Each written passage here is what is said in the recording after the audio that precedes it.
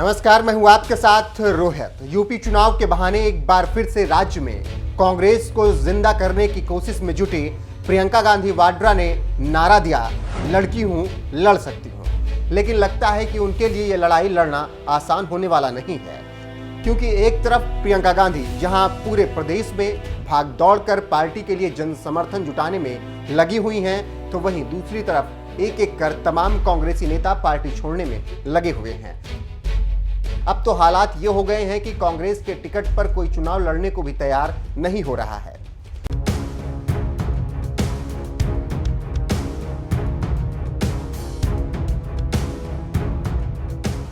कांग्रेस महासचिव प्रियंका गांधी ने जिस तरह से यूपी में मेहनत की है, उसके बाद से तो ये कयास लगाए जाने लगे थे कि इस बार प्रियंका गांधी कांग्रेस को मुकाबले में लाकर ही मानेंगी। लेकिन अब जब चुनाव करीब आ रहा है, तो जिस तरह से तमाम बड़े नेता कांग्रेस का दामन छोड़ रहे हैं और टिकट वापस कर रहे हैं, उसने कांग्रेस के चुनावी मिशन पर ही बड़ा सवाल खड़ा कर दिया है। कांग्रेस का हाथ छोड़ते नेता, विधायक, सांसद और 3 बार केंद्रीय मंत्री रहे आरपीएन सिंह कांग्रेस छोड़कर बीजेपी में शामिल हुए। आरपीएन सिंह को कांग्रेस ने स्टार प्रचारक की जिम्मेदारी भी दी थी, लेकिन वो भी कांग्रेस से चले गए।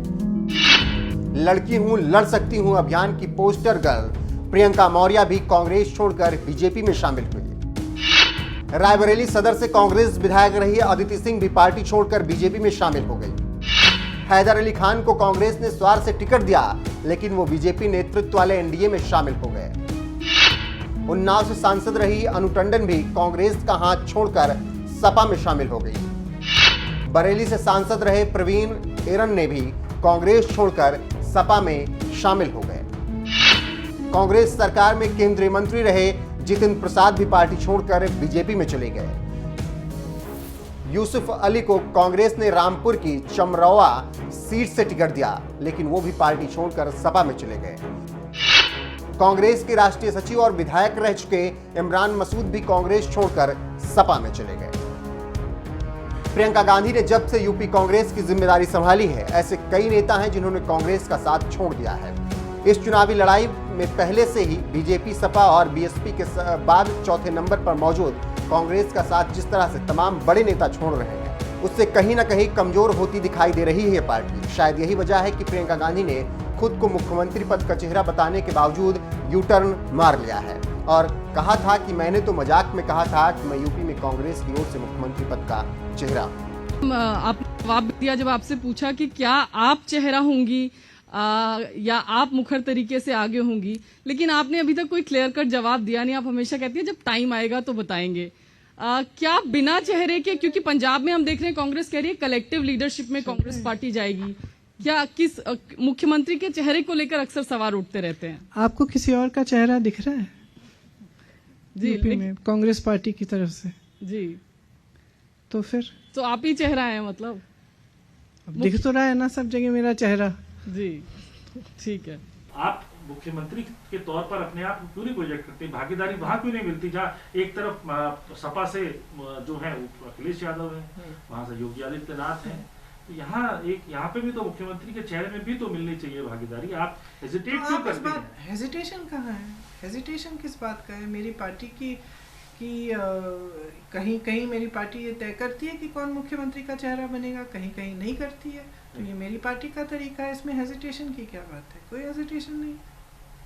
आपने कहा भी कि आप ही हैं कोई चेहरा। हेजिट नहीं, मैं ये नहीं कह रही हूँ कि मैं ही हूँ चेहरा। वो तो मैंने थोड़ा चिढ़ के कह दिया, क्योंकि बार बार आप लोग वही सवाल कर रहे हैं, वही सवाल कर रहे हैं। ऐसी कौन सी बड़ी बात है? आप कौन से, आप बताइए, इतने प्रदेश हैं, इतने प्रभारी हैं, चाहे कांग्रेस पार्टी के हों चाहे भाजपा के हों, क्या आप उन सबसे पूछते हैं कि वो मुख्यमंत्री का चेहरा बन रहे हैं कि नहीं? इतना ही नहीं, ये बात खुद प्रियंका गांधी भी शायद जानती हैं कि कांग्रेस इस चुनाव में बहुमत हासिल करने वाली नहीं है।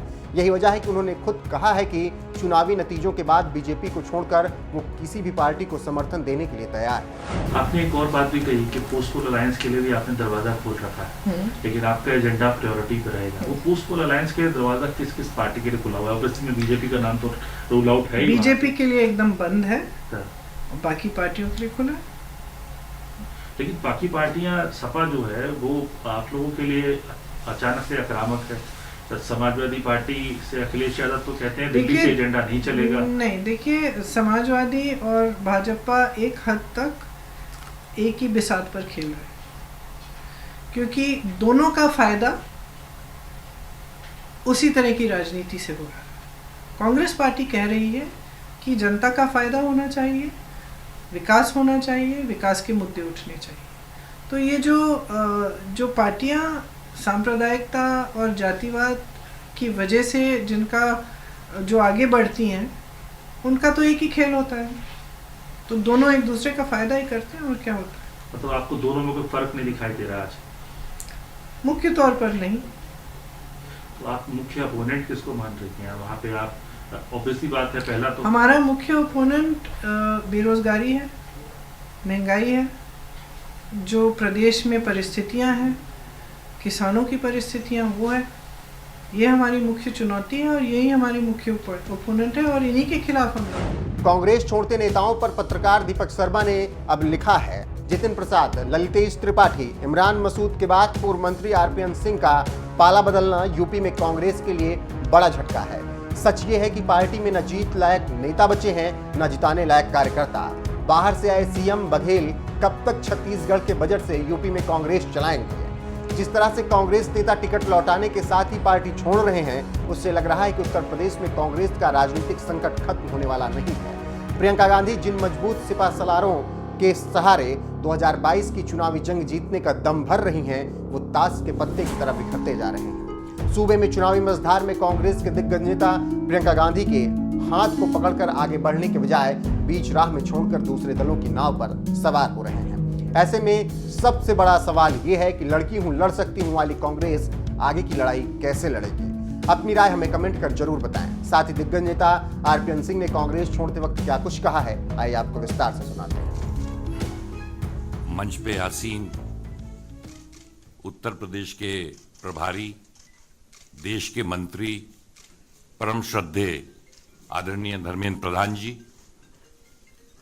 दाएं से शुरू करता हूं हमारे मुख्यमंत्री, उप मुख्यमंत्री दिनेश शर्मा जी, हमारे भाई केंद्र में मंत्री सह प्रभारी उत्तर प्रदेश के भाई अनुराग ठाकुर जी, उत्तर प्रदेश के उप मुख्यमंत्री आदरणीय केशव प्रसाद मौर्य जी, हमारे भारतीय जनता पार्टी उत्तर प्रदेश के क्रांतिकारी अध्यक्ष स्वतंत्र देव सिंह जी, मेरे भाई केंद्र में मंत्री आदरणीय ज्योतिरादित्य सिंधिया जी, मीडिया के प्रभारी आदरणीय अनिल बलौनी जी, मैं राज्यसभा सदस्य भूल के बोलना चाहता था। सबसे पहले तो मैं धर्मेंद्र प्रधान जी को हृदय से धन्यवाद देता हूं कि उन्होंने मेरे बारे में ऐसे शब्द इस्तेमाल किए कि जिसके शायद मैं लायक नहीं हूं। आज भारतीय जनता पार्टी के राष्ट्रीय अध्यक्ष परम श्रद्धेय जेपी नड्डा जी, हमारे देश के कीर्तिपुंज प्रधानमंत्री परम श्रद्धेय नरेंद्र मोदी जी, ओजस्वी केंद्र में गृह मंत्री आदरणीय अमित शाह जी और धर्मेंद्र प्रधान जी और मंच पे जितने लोग आसीन हैं, उन सबको हृदय से धन्यवाद देता हूं कि उन्होंने भारतीय जनता पार्टी के परिवार में मुझे सम्मिलित किया। कुछ ही सालों में हमारे माननीय प्रधानमंत्री जी ने प्राचीन संस्कृति को 21वीं सदी से जोड़कर हिंदुस्तान को राष्ट्र के निर्माण में जो कार्य किया है, पूरा देश उसको सराह रहा है। 32 सालों तक मैं एक पार्टी में रहा, ईमानदारी से, लगन से मेहनत किया, परंतु जिस पार्टी में इतने साल रहा, वो अब वो पार्टी रह नहीं गई जहां मैंने शुरुआत की थी, और ना तो वो सोच रह गई है। अगर देश में राष्ट्र निर्माण करना है और देश में आगे बढ़ाना है, तो मैं एक छोटे कार्यकर्ता के हैसियत से हमारे ओजस्वी प्रधानमंत्री जी के सपनों को पूरा करने के लिए जो भी प्रयास होगा अवश्य करूंगा। बहुत सालों से, बहुत समय से तमाम लोग मुझसे कहते थे कि भारतीय जनता पार्टी में आपको जाना चाहिए। बहुत समय से सोचा, पर अंत में यही कह सकता हूं प्रधान जी, देर आए दुरुस्त आए। आज उत्तर प्रदेश में चुनाव चल रहे हैं, 4 और राज्यों में चुनाव चल रहे हैं, परंतु सबसे महत्वपूर्ण, क्योंकि मैं उत्तर प्रदेश का हूं, उत्तर प्रदेश हिंदुस्तान का दिल है। हिंदुस्तान में जब प्रगति होगी तो देश में प्रगति होगी।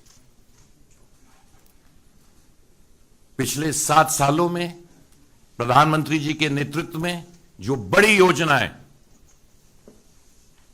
उत्तर प्रदेश में हुई हैं,